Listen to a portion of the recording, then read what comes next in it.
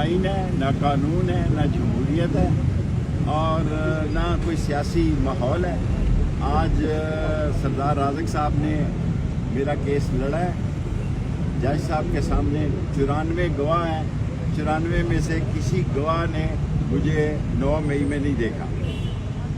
اور یہ اس ملک میں روز عدالتوں کو اور لوگوں کو اور غریب لوگوں کو، میں کوئی پاگل نہیں ہوں کہ ہر ہفتے میں جب ٹاک کرتا ہوں عاصم منیر صاحب سے درخواست کرتا ہوں کہ غریبوں کے عام معافی کا اعلان کریں، غریبوں کے لیے عام معافی کا اعلان کریں۔ 90% لوگ بے گناہ ہیں۔ اگر 94 گواہوں نے مجھے نہیں دیکھا تو پھر کس سیٹلائٹ سیارے سے مجھے دیکھا گیا اس کیس میں ڈالنے کے لیے؟ اور کیونکہ نظریں تو دوسرے ملک کے الیکشن کی طرف ہیں، اپنے ملک کے الیکشن میں جو کچھ ہوا ہے اس پر بات کرنے کے لیے ان کے پاس وقت نہیں ہے۔ سارا ملک، ساری قیادت ملک کو سموگ میں چھوڑ گئی ہے اور خود ملک سے باہر ہے، کیونکہ یہ سموگ کے کم میں پاکستان نہیں رہنا چاہتے۔ اور انشاءاللہ تعالی اللہ نے چاہا تو حق اور سچ کی فتح ہوگی، اور انشاءاللہ تعالی یحییٰ آفریدی انہیں ڈوبے گا۔ چیف جسٹس جو نئے آئے ہیں، یہ جس غلط فہمی میں ہیں، یہ ان کی غلط فہمیاں دور ہو جائیں گی۔ یہ سال آسانی سے ان سے نہیں کٹے گا اور ہوگا وہی جو میرے اللہ کو منظور ہے۔ اکانومی تباہ ہے، یہ کیوں جا رہے ہیں ادھر اور ادھر؟ $1 ملین ان کو نہیں ملا ابھی تک۔ IMF والے بھی آ رہے ہیں اور ایک بجٹ بھی سنا ہے کہ نیا لا رہے ہیں۔ سارے وہ کام کر رہے ہیں جس سے غریب کے گلے پر چھری پھر رہی ہے۔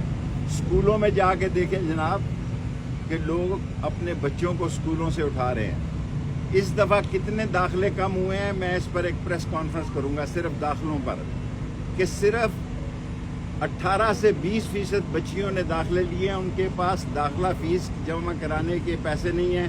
میں پنجاب کی حکومت سے کہوں گا کہ داخلہ فیس کو ختم کر دیا جائے۔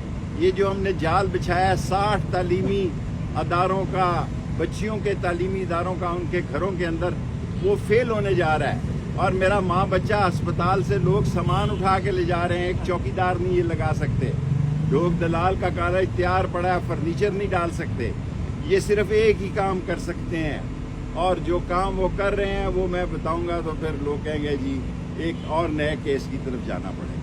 شیخ صاحب، ایک تو تینوں سروس چیف کو سیاسی ورکروں کی ملازمت میں ان کی توسیع کر دی گئی ہے۔ یہ میں اسمبلی میں نہیں، اسمبلی والوں سے سوال آپ کس طرح دیکھیں، میں سیاست میں سیاست ضرور کرتا ہوں، لیکن میرے ساتھ 40 دن کا چلا گزرا، مجھے ساری زندگی اس کا دکھ رہے گا مرتے دم تک، کیونکہ میں ہمیشہ یہ سب لوگ گیٹ نمبر 4 کی پیداوار ہے سمیت میرے، اس لیے میں اوائڈ کرتا ہوں کہ کبھی بھی فوج کے بارے میں بات کریں۔ شیخ صاحب ایک سوال لے لیں، ٹرمپ کے آنے کے بعد عمران خان کی رہائی ممکن ہے؟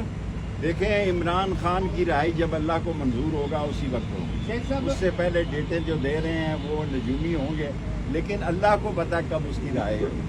شیخ صاحب، امریکی انتخابات سے پہلے یہاں انسداد دہشت گردی کی عدالت کے باہر آپ نے بتایا کہ یہ لوگ جا رہے ہیں، اگر الیکشن میں نتائج کچھ ہوئے، نتائج کچھ ہو گئے، کیا ان کی واپسی؟ میں تو پہلے آپ کو کہتا تھا ٹرمپ جیتے گا، کیونکہ نوجوانوں کی بڑی تعداد اب پاکستان میں بھی جو ہے، یہ کسی کو IK کو غیر مقبول کرنے کی جتنی مرضی کوشش کر لے، لوگ خاموش ضرور ہیں، لیکن نون اور پیپلز پارٹی عوام میں جگہ نہیں بنا سکی۔ فضل الرحمان صاحب نے جگہ بنائی ہے، انہوں نے اپنا اپ گریڈ کیا ہے، باقی نون اور پیپلز پارٹی نے اپنا کام اور گڑھا کھودا ہے اپنی سیاست۔ آپ کی عالمی سطح پہ بھی نظریں ہیں ٹرمپ کے؟ میری عالمی سطح پہ نظریں اس طرف ہیں غزہ میں کیا ہو رہا ہے، میری نظریں ہیں کہ ایران نے اپنی فوج کو تیار رہنے کا حکم دے دیا ہے، چین نے اپنی فوج کو تیار رہنے کا حکم دے دیا ہے، اور پاکستان کے لیڈر سارے باہر ہیں کیونکہ پاکستان میں سموگ ہے۔